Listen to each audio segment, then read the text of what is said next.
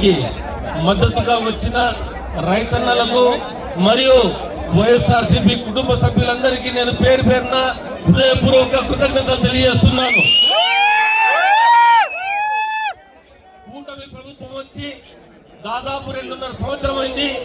ఈ 2.5 సంవత్సరంలో 3,850 కోట్లతో ఏదైతే వాళ్ళు హంద్రీనీవా కెనాల్కు ఖర్చులను చూపించినారు, అదేగాక వివిధ ప్యాకేజీలను 2,000 కోట్లు ఖర్చు పెట్టినారు. దాంట్లో మీరు ఇక్కడ చూస్తున్నారు, ఈ ఏదైతే దాదాపు 6,000 కోట్లు ఖర్చు పెట్టారు కూటమి ప్రభుత్వం. చంద్రబాబు నాయుడు ఈ నాశనక పనులు మీరందరూ గుర్తిస్తున్నారు. మీరు చూడండి, ఏదైతే చంద్రబాబు నాయుడు గారు ఎప్పుడు వచ్చినా ఇదే రకంగా వాళ్ళను కావాల్సిన కాంట్రాక్టర్లను బడా బాబులను ఈ కాంట్రాక్టర్లను కట్టబెట్టి ప్రజల సొమ్ముని ఎలా నిర్వీర్యం చేయాలనేది ఆయనకు బాగా తెలుసు.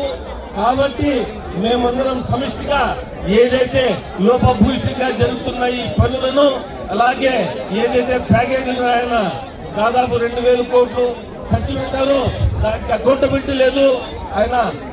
ఆయన అనుచరులు దీనికి అకౌంటబిలిటీ ఇవ్వాల్సి వస్తుంది. కాబట్టి లైనింగ్ పనులు కుప్పంకి నీళ్లు పోవాలనే ఆలోచన తప్పితే ఈ రాయలసీమ ప్రజలకు, ముఖ్యంగా ఈ అనంతపురం జిల్లాలో ఏదైతే రైతులు ఉన్నారో వాళ్లకు లైనింగ్ పనులు చేసేసి ఈ పిల్ల ఏదైతే నీళ్లు ఇండిపోకుండా రైతులకు ఈ నీళ్లు దొరకకుండా చేసే ప్రయత్నం జరుగుతోంది.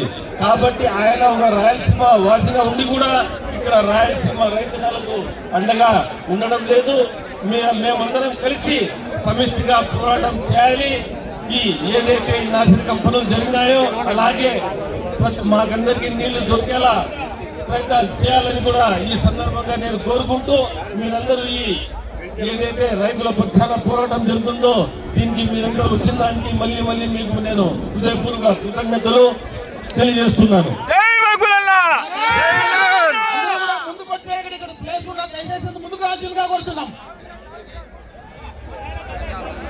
మీరంతా ఇక్కడ వచ్చేయండి, మీరంతా ఇక్కడికి పడండి.